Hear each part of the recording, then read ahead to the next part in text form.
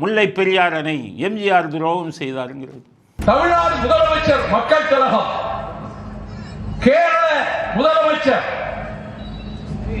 இடையிலே KT Thomas அந்த அணையை பார்வையிட சென்றவர். அவர் முன்னிலையில் ஒப்பந்தம் போட்டார்கள். எம்ஜிஆர் தீர்மானம் போட்டாராம், முல்லை பெரியார் அணையுடைய நீர்மட்டத்தை 136 அடியாக குறைக்கணும்னு தீர்மானம் போட்டாருங்கிறது. அதாவது முல்லை பெரியார் அணை அணை 1887 1895 வருடம் 7 வருடங்கள், அதை 8 வருடங்கள் ஆச்சு அதை கட்டி முடிக்க. அதில் பார்த்திங்கன்னா 152 அடி வரை தண்ணீர் தேக்கலாம். முழுவது 152 அடி. ஆனால் 152 அடி வைக்க முடியாது. ஏன்னா வெள்ள அபாயம் வந்துச்சுன்னா கேரளா அழிந்து விடும். அதனால் என்ன பண்ணாங்க, அந்த 152 அடியை அந்த 142 அடியாக வச்சுருந்தாங்க. ரொம்ப நாள் இருந்தது. அது கட்டி 100 வருஷம் ஆயிடுச்சு.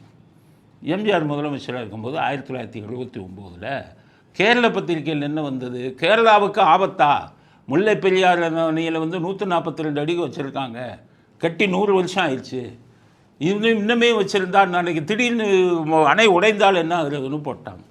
அப்போ பெரிய பிரச்சனையெல்லாம் ஆகி எல்லாருமே சுப்ரீம் கோர்ட் வரை கேஸ் போய் இதெல்லாம் பிரச்சனையெல்லாம் ஆகி அப்புறம் எல்லாமே 2 மாநில அதிகாரிகள்லாம் கூடி பேசி அப்போ என்ன முடிவு பண்ணாங்க, 100 வருஷம் ஆயிடுச்சு, 142 அடியை கொஞ்சம் குறைச்சிடுவோம், 136 அடியாக வாங்கலாம் அப்படின்னு சொல்லி 2 மாநிலத்தைச் சேர்ந்த அதிகாரிகள் எல்லா வட்டத்தில் பேசினாங்க. அப்போ அதுக்கு இதெல்லாம் நிபுணர்கள் குழு அமைச்சாங்க. அவங்கெல்லாம் டெஸ்ட் பண்ணாங்க.